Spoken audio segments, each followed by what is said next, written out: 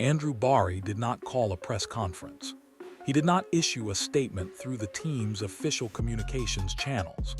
He did not stand at a podium with a prepared speech designed to generate headlines and manage public perception around a franchise quarterback decision. He sat down for a post-draft radio interview and answered questions honestly, specifically, and with a kind of organizational clarity that this franchise has not demonstrated publicly in years. And buried inside his answers about the draft board, the quarterback competition, and what he expects from Shedeur Sanders in year 2 is the most important thing any Cleveland Browns decision-maker has said about their quarterback situation since draft night. The phrase that landed hardest came near the end of the interview when the host asked whether the draft was about creating an environment where the quarterback does not have to be a superhero. Barry's answer was direct and unambiguous. It was a big part of it. 4 words. No elaboration required. No spin attached. A general manager confirming publicly that the organizational objective behind every pick made over the course of that draft weekend was to build the structure that makes a young quarterback's job possible, not to demand superhero performance from a player who has started fewer than 8 games in his professional career, but to reduce the margin for error so that the talent can actually show up and be evaluated on its own terms. That is not how Cleveland has historically approached the quarterback position. For years, this franchise cycled through options, asked too much of too many players too soon, failed to build the environment that allows young quarterbacks to develop rather than simply survive, and then drew conclusions from the results of that inadequate investment as if the quarterback alone was responsible for the outcome. What Barry said in that interview was a direct repudiation of that approach. And the fact that he said it without fanfare, without dramatic announcement, just embedded inside a radio conversation about draft strategy and board management, makes it considerably more credible than any press conference declaration would have been. The draft board revelations that came out of the interview deserve examination because they fill in critical context about the specific decisions Cleveland made over the weekend and what those decisions tell you about how the front office was actually thinking. Carnell Tate was absolutely a consideration at pick 6. Barry confirmed it directly when asked about the Yahoo reporter's account of the draft room. He described a group of 3 players that Cleveland would have been elated to select at either 6 or 9. Spencer Fano headlined the group, but Tate was right there alongside him. That confirmation matters because it removes any ambiguity about whether the Browns had genuinely identified the offensive pieces they needed, or whether the picks they made were fallback options after missing on preferred targets. Spencer Fano headlining that group of 3 tells you the organizational priority was protection first. When you have 3 legitimate options at your first pick, and the offensive tackle is the one who headlines the list, you are making a statement about what you believe the quarterback needs most urgently. Clean pockets come before explosive weapons in the construction sequence. You cannot evaluate a quarterback's processing ability in a collapsing pocket. Cleveland understood that sequencing and acted on it. The Ty Simpson clarification was equally important for what it established about organizational discipline. Barry stated directly that by no means was Simpson meant to be the focal point of the 24th pick. The focal point was always Casey Compton, the player they were sweating bullets over because they knew he could come off the board a couple of picks ahead of them. The entire conversation about Simpson was a misreading of how Cleveland was thinking about that slot. The front office was not hedging toward a different quarterback option at 24. They were targeting a specific offensive weapon who had been on their board throughout the process and who they were genuinely concerned about losing before their pick arrived. Knowing exactly who you want, tracking that player throughout the first round, and then holding your position until he is there is an organizational process that requires preparation and discipline. The sweating bullets description is not just colorful language. It is the honest description of a front office that had done enough evaluation work to understand specifically why this player fit what they were building, valued him enough to feel genuine anxiety about losing him, and then executed the pick when the moment arrived. That is how good drafts happen, not by reacting to whatever falls, by identifying targets and staying locked on them. The detail about the 8-minute clock that generated almost no coverage in the draft weekend analysis deserves more attention than it received, because it reveals something important about how Bari approaches organizational decision-making at the most fundamental level.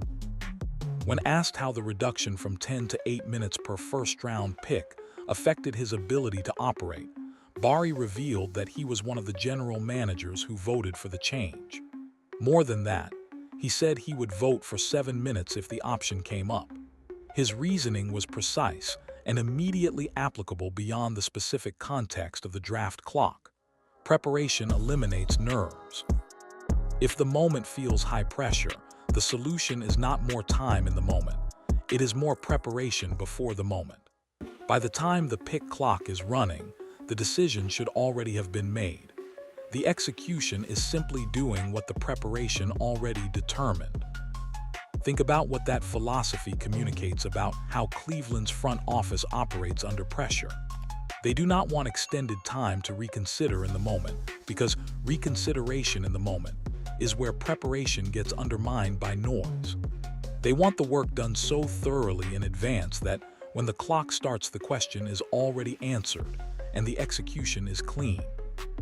The uncertainty that makes 10 minutes feel necessary is the signal that the preparation was insufficient, not the signal that more time is required. Bari drew the comparison himself to Munkin on the sideline with 40 seconds to call the next play. The head coach does not have the luxury of extended deliberation between plays. He operates from preparation, from the work done during the week that makes the situational response automatic when the moment arrives. Bari wants his draft room operating the same way. Preparation so complete that the clock is a formality rather than a pressure point. That is a specific organizational philosophy about how preparation relates to execution. And it is the same philosophy that Bari described when talking about Shedeur Sanders' development, the quarterback who has been in the facility since December doing the preparation work that makes the game feel slower when the lights come on. The organizational alignment between how the front office approaches its job and how the franchise quarterback is being developed to approach his is not coincidental. What Bari said specifically about Shedeur Sanders in this interview was careful, specific, and considerably more revealing than the surface reading suggests.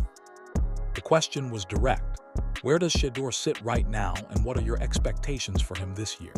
Bari's answer acknowledged the improvements visible in the offseason, a really nice voluntary minicamp, positive signs in decision-making and pocket management by the end of last year, good things seen in a very short spring.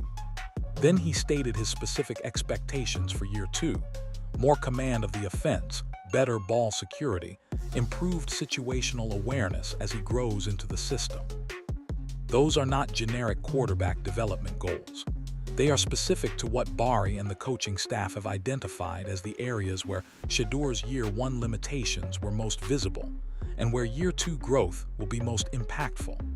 Pocket management at the end of last year was positive, meaning the trend was moving in the right direction as the season progressed, which is the most important possible indicator of a young quarterback's trajectory. Command of the offense is about the depth of system knowledge that comes from a full offseason of immersion rather than a rookie year of catch-up. Ball security and situational awareness are the discipline components that separate quarterbacks who are talented from quarterbacks who win consistently. Bari was not reading off a generic development checklist. He was describing a player whose specific trajectory he has been monitoring closely and whose growth he has been seeing evidence of in the building since the season ended. Those are the observations of an engaged, informed front office executive who has real data on where his young quarterback is heading. But the most revealing moment in the Shedeur conversation came when Bari addressed the broader question of rushing to judgment on young quarterbacks. He referenced Malik Willis, the quarterback who was written off after 4 starts, traded for essentially nothing, sat for 2 years in Green Bay developing out of the spotlight, and then played at a genuinely high level when given an actual opportunity as a more developed player. His point was direct and pointed explicitly at Cleveland's own situation. Both of our young players have started fewer than 8 games combined.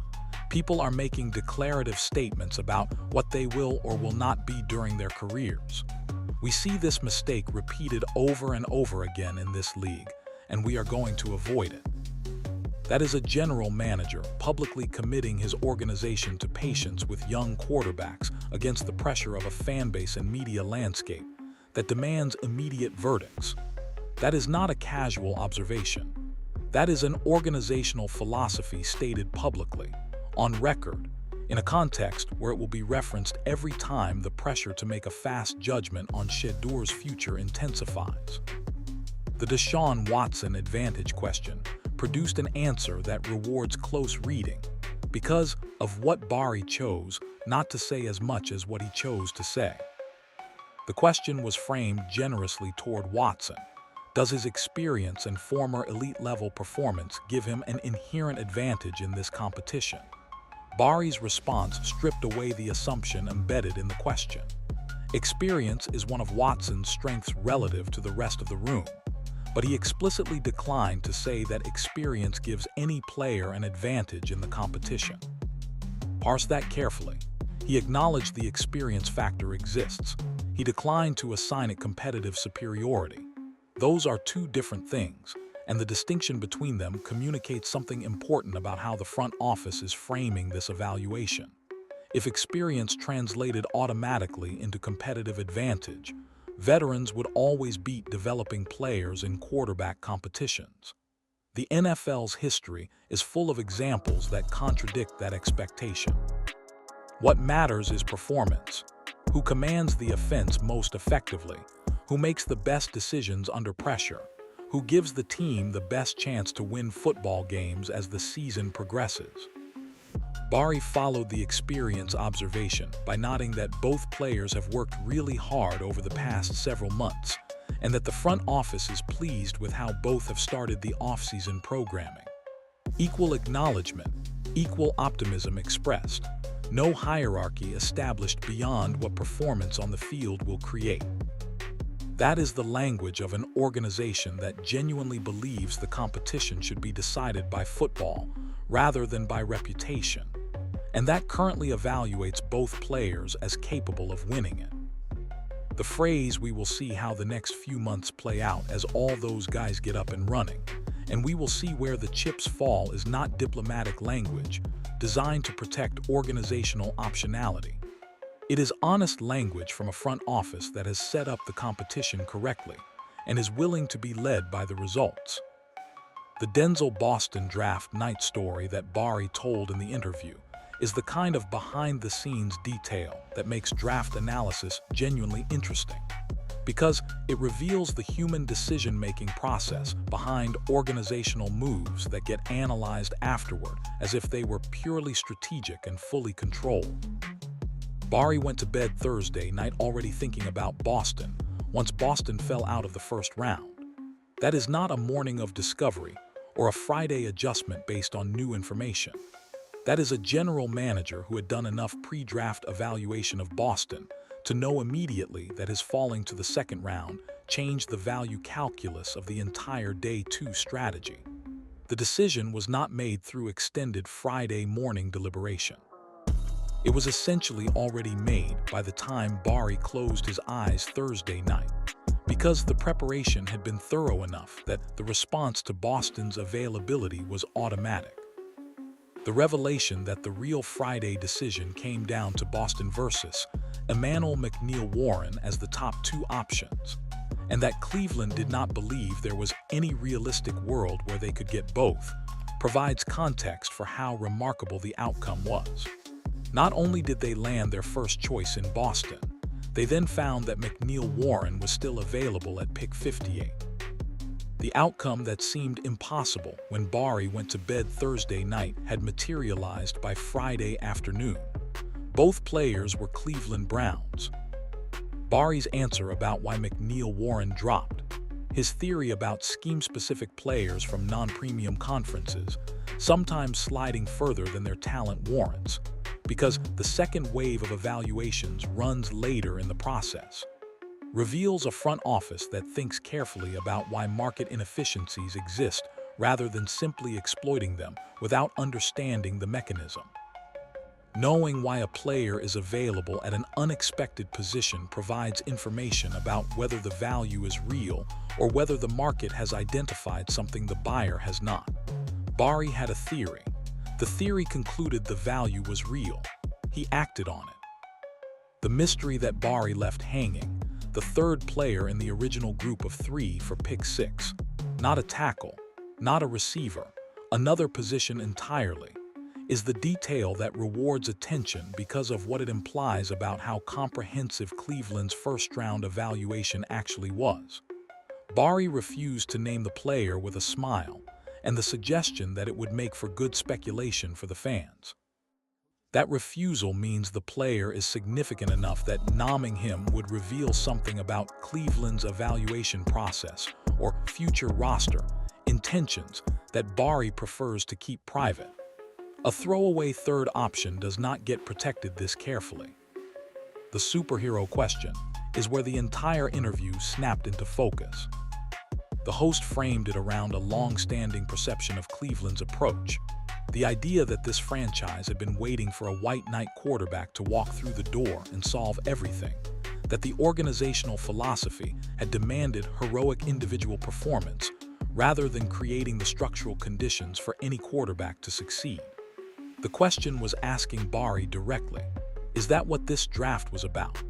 Building the environment so the quarterback does not have to carry everything alone. Bari's answer was a big part of it, and then he elaborated in a way that connected the draft strategy to a specific honest assessment of where Cleveland stood entering this offseason. The defense was outstanding and set. The offense had aged out from a successful period and needed reconstruction. That was the focus in free agency. That was the focus in the draft. And the organizational clarity about that construction priority drove every decision that produced the class being celebrated across the football world. What Bari described was not the philosophy of a front office that is uncertain about its quarterback and building the offense hoping that whoever wins the competition can be elevated by sufficient surrounding support. It was the philosophy of a front office that has assessed both its roster reality and its developmental quarterback honestly, concluded that the path forward requires reducing the margin for error in the environment rather than demanding superhero performance from an incomplete supporting cast, and executed accordingly. The quarterback does not have to be a superhero. The environment is being built so he does not have to be one. That is organizational commitment expressed through action rather than through language. Every pick Cleveland made in this draft was a brick in that environment. Protection so the quarterback has time, weapons so the quarterback has options, depth so the quarterback has support, structure so the quarterback has the conditions where his actual ability can show up and be evaluated fairly. That is the secret plan that Bari confirmed in a radio interview without ever calling it a secret plan. And the NFL was not ready for Cleveland to be the franchise saying it out loud. Here is what the full interview established beyond any individual moment or specific answer. Andrew Bari is operating with a clarity of organizational direction that this franchise has been missing for years.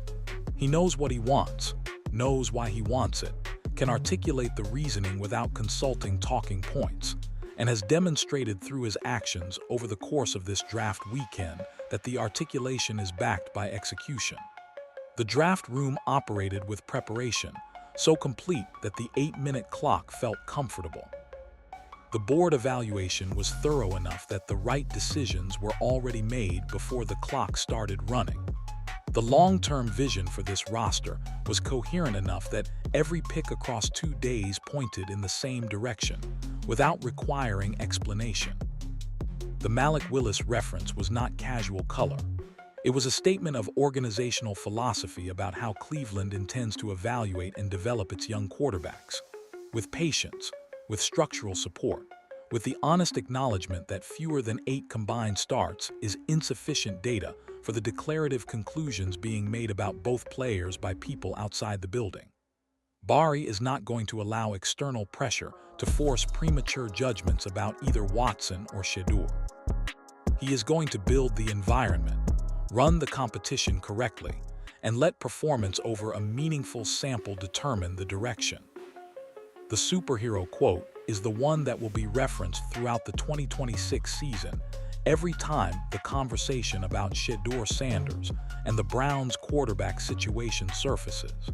Not because it was the most dramatic thing said in the interview, because it was the most honest encapsulation of what Cleveland spent this entire offseason building toward. The specific acknowledgement that the previous approach demanded too much from quarterbacks operating in too little structure, and that the correction is to build the structure first, and then evaluate what the quarterback can do inside it. The plan is no longer a secret. Bari confirmed it in a radio interview. The environment is being built so Shedeur Sanders does not have to be a superhero. The pieces are arriving. The organizational clarity is real. And the franchise that spent years waiting for someone to walk through the door and save them has apparently decided to build the door instead. Now Shedeur Sanders has to walk through it.